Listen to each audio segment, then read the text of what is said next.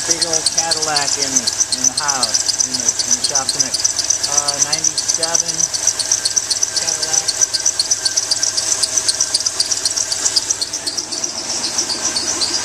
DeVille. 97 Cadillac.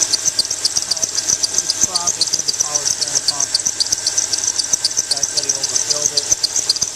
But the problem is, it's heating the belt. It's like a whole rib in the belt. So I'm going to replace the belt. I'm going to auto fencing it today. See what else we can find. Like I said, it ate the belt.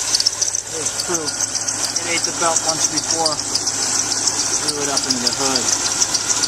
That's carnage. It's pretty bad. So